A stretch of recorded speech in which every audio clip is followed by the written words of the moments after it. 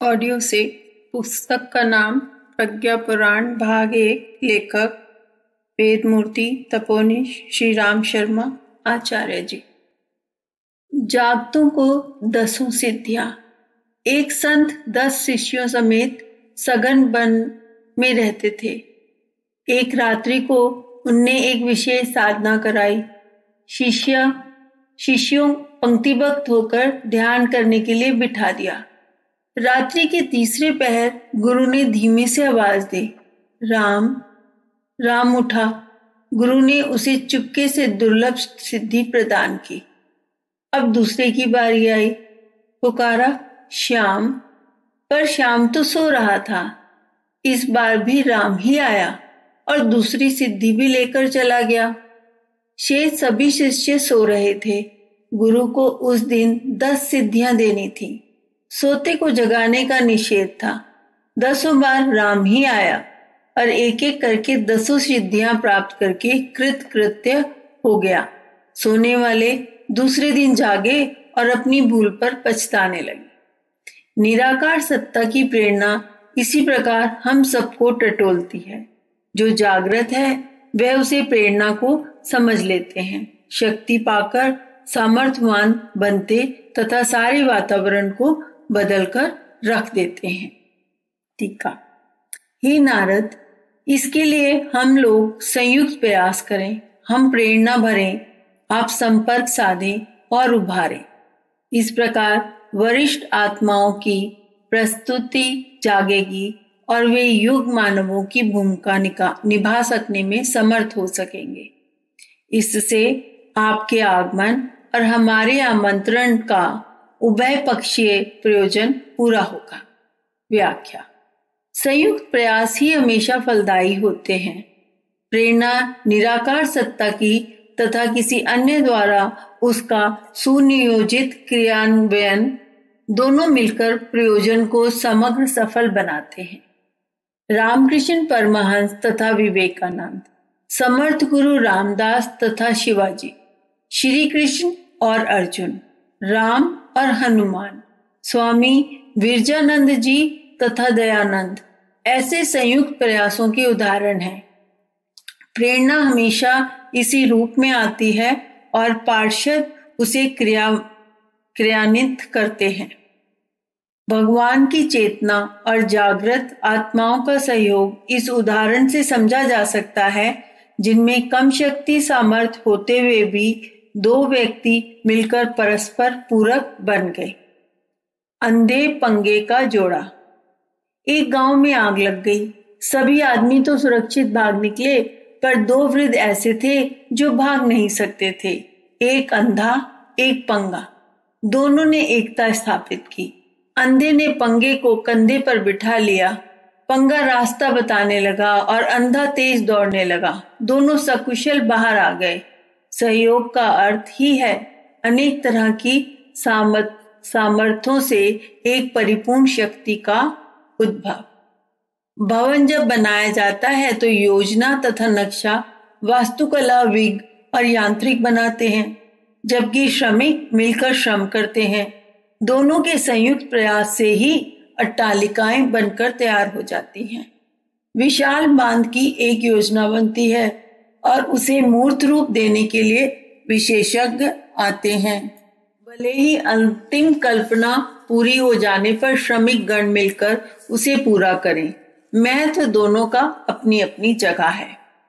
भगवान की प्रेरणा तथा देवऋषि की जागृत आत्माओं को जगाने उभारने का पुरुषार्थ, दोनों का समन्वय ही युगांतरीय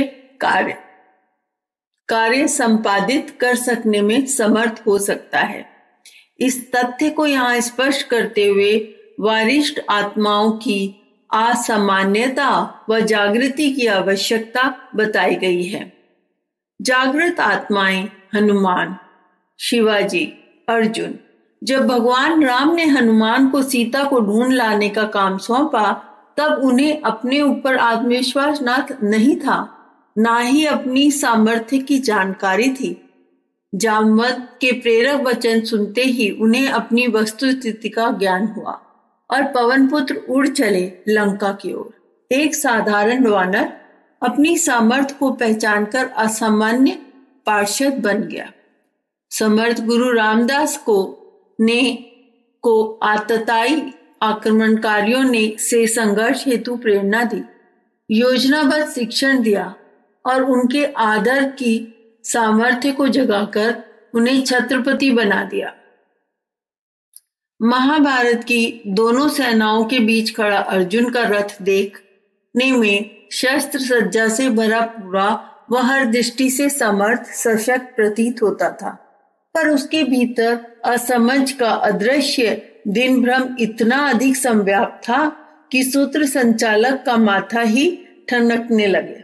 सारथी बने भगवान श्री कृष्ण ने गंडीवधारी महापराक्रमी अर्जुन को अवसादग्रस्त देखकर जो संदेश दिया, उसका सार तत्व यही था, पास की नहीं दूर की सोच। अब तो जागा लाभ को नहीं श्रेय को चुन। भगवान भक्त का भी असमझ हरते हैं, उसे प्रसुप्ति से जगाते हैं, वह दिव्य आलोक देते हैं। वही अर्जुन को भी मिला। बंदा बैरागी की साधना। बंदा बैरागी भी इसी प्रकार समय की पुकार की अवहेलना कर संघर्ष में न लगकर एकांत साधना कर रहे थे। उन्हीं दिनों गुरु गोविंद सिंह की बैरागी से मुलाकात हुई। उन्होंने एकांत सेवन को आपत्ति काल में हानिकारक बताते हुए कहा, बंधु, जब देश धर्म और संस्कृत की मर्यादाएं नष्ट हो रही हैं और हम गुलामी का जीवन बिता रहे हैं, आताताइयों के अत्याचार हम पर हो रहे हैं, उस समय ये भजन पूजन ध्यान समाधि आदि किस काम के हैं। गुरु गोविंद सिंह की युक्ति युक्त वाणी सुनकर बंदा बैरागी उनके अनुयायी हो गए और गुरु की तरह उसने भी आजीवन देश को स्वतंत्र कराने, अधर्मियों को नष्ट करने और संस्कृति की रक्षा करने की प्रतिज्ञा की। इस उद्देश्य के लिए बंदा बैरागी आजीवन प्रयत्नशील रहे। मुसलमानों द्वारा बैरागी पकड़े गए, उन्हें एक पिंजरे में बंद किया गया, मौत या धर्म परिवर्तन की शर्त रखी गई, लेकिन वे तिल मात्र भी विचलित नहीं हुए। अंततः आतताइयों ने उनके टुकड़े टुकड़े कर दिए। बंदा अंत तक मुस्कुराते ही रहे। भले ही बंदा मर गए, परंतु अक्षय यक्ष और कीर्ति के अधिकारी बने। भगवान का आमंत्रण। यह एक प्रमाणित तथ्य है कि जिन्होंने भगवान का आमंत्रण सुना वे कभी घाटे में नहीं रहे। बुद्ध ने धर्मम बुद्धम संघम शरणम गच्छामि का नारा लगाया और संव्याप्त अनीति अनाचार से जूझने हेतु आमंत्रण दिया, तो असंख्यों व्यक्ति युग की पुकार पर सब कुछ छोड़कर उनके साथ हो लिए। उन्होंने तत्कालीन व्यवस्था को बदलने के लिए उन भिक्षुओं के माध्यम से जो बौद्धिक क्रांति संपन्न की, उसी का परिणाम था कि कुरीति युक्त समाज का नव निर्माण संभव हो सका। इस तरह का चमत्कार गांधी युग में भी उत्पन्न हुआ। अंग्रेजों की सामर्थ्य और शक्ति पहाड़ जितनी ऊंची थी। उन दिनों ये कहावत आम प्रचलित थी कि अंग्रेजों के राज्य में सूर्य अस्त नहीं होता था। बुद्धि कौशल में भी उनका कोई सानी नहीं था। फिर निहत्ते मुट्ठी भर सत्याग्रही उनका क्या बिगाड़ सकते हैं। 1000 वर्ष से गुलाम रही जनता में भी ऐसा साहस्य नहीं था कि इतनी शक्तिशाली साम्राज्य से लोहा ले सके और त्याग बलिदान कर सके। ऐसी निराशापूर्ण परिस्थितियों में भी फिर एक अप्रत्याशित उभार उमड़ा और स्वतंत्रता संग्राम छिड़ा। यही नहीं, अंततः वह विजयी होकर रहा। उस संग्राम में सर्वसाधारण ने जिस पराक्रम का परिचय दिया वह देखते ही बनता था। असमर्थों की समर्थता, साधनहीनों को साधनों की उपलब्धता और असहायों को सहायता के लिए न जाने कहां से अनुकूलताएं उपस्थित हुई और असंभव लगने वाला लक्ष्य पूरा होकर रहा। टीका।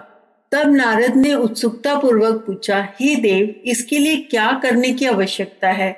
वरिष्ठों को कैसे ढूंढा जाए? उन्हें क्या सिखाया जाए और क्या कराया जाए जिससे युग संधि की बेला में अपनी भूमिका से मूर्धन्य आत्माएं स्वयं धन्य बन सके और समय को धन्य बना सके। भगवान बोले, हे तात, युग सृजन का अभियान आरंभ करना चाहिए।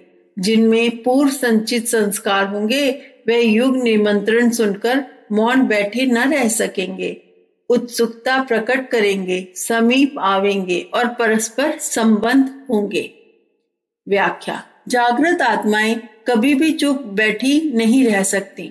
उनके अर्जित संस्कार व सत्साहस युग की पुकार सुनकर उन्हें आगे बढ़ने और अवतार के प्रयोजनों हेतु क्रियाशील होने को बाध्य कर देते हैं। जटायु व गिलहरी चुप नहीं बैठे।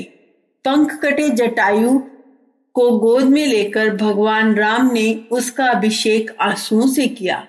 स्नेह से उसके सिर पर हाथ फेरते हुए भगवान राम ने कहा, तात, तुम जानते थे रावण दूरदर्श और महाबलवान है, फिर उससे तुमने युद्ध क्यों किया?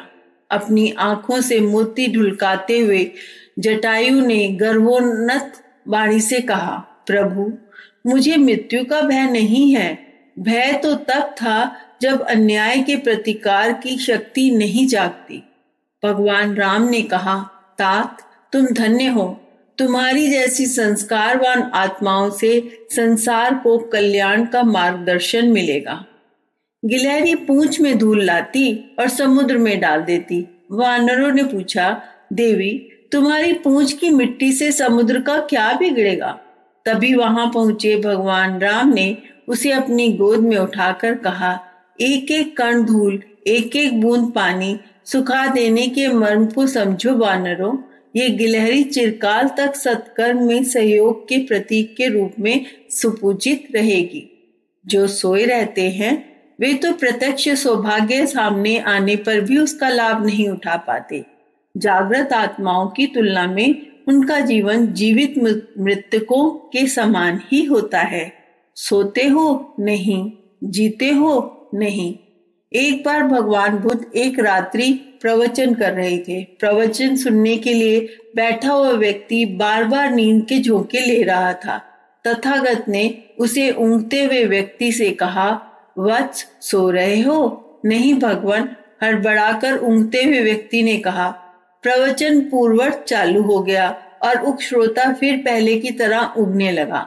भगवान बुद्ध ने 3-4 बार उसे जगाया, परंतु वह नहीं भगवान कहता और फिर सो जाता। अंतिम बार तथागत ने पूछा, वस्त, जीवित हो? नहीं भगवान, सदा की तरह उत्तर दिया श्रोता ने। श्रोताओं में हंसी की लहर दौड़ गई। भगवान बुद्ध भी मुस्कुराए, फिर गंभीर होकर बोले, वत्स, निद्रा में तुमसे सही उत्तर निकल गया। जो निद्रा में है वह मृतक समान है। अवतार के लिए तो महत्व आमंत्रण सुनकर जग उठने, व्यामोह छोड़कर तत्पर हो जाने वालों का ही होता है। दीपक का आश्वास। सूरज विदा होने को था। अंधकार की तमिश्रा सन्निकट थी। इतने में एक टिमटिमाता दीपक आगे आया और सूरज से बोल उठा, भगवान, आप सहर्ष पधारें। मैं निरंतर जलते रहने का व्रत नहीं तोड़ूंगा, जैसे आपने चलने का व्रत नहीं तोड़ा है। आपके अभाव में मैं थोड़ा ही सही पर प्रकाश देकर अंधकार को मिटाने का मैं पूरा प्रयास करूंगा। छोटे से दीपक का आश्वासन सुनकर सूर्य भगवान ने उसके साहस की सराहना की और सहर्ष विदा हुए। प्रतन भले ही छोटे हों, पर प्रभु के कार्यों में ऐसे ही भावनाशीलों को का थोड़ा थोड़ा अंश मिलकर युगांतकारी कार्य कर दिखाता है। आदर्शवादी दुस्साहस की ही प्रशंसा की होती है। वह सत साहस के रूप में उत्पन्न होता है और असंख्यों को अनुप्राणित करता है। श्रेय किस व्यक्ति को मिला, यह बात नितांत गौण है। यह तो झंडा लेकर आगे चलने वाले की फोटो के समान है, जबकि उस सैन्य में अनेकों का शौर्य पुरुषार्थ झंडाधारी की तुलना में कम नहीं अधिक होता है। टीका। ऐसे लोगों को सत्पात्र माना जाए और उन्हें उस तत्व ज्ञान को सार संक्षेप में हृदयगम कराया जाए जिसे अमृत कहा गया है, जिसकी तुलना सदा पारसमणि और कल्पवृक्ष से होती है। वही तत्व ज्ञान तुम्हें बताता हूँ। तत्व चिंतन से प्रज्ञा जागती है। प्रज्ञावान आत्मनिर्माण में जुड़ता है। जिसके लिए आत्मनिर्माण कर पाना संभव हो सका है, उसके लिए विश्व निर्माण की भूमिका निभा सकना अति सरल है, भले ही वह बाहर से कठिन दिखती हो। ज्ञान ही कर्म बनता है। कर्म से प्रयोजन पूरे होते हैं, इसमें संदेह नहीं। उस सद्ज्ञान की देवी महाप्रज्ञा है, जिनकी इन दिनों उपासना, साधना और आराधना का व्यापक उपक्रम बनना चाहिए।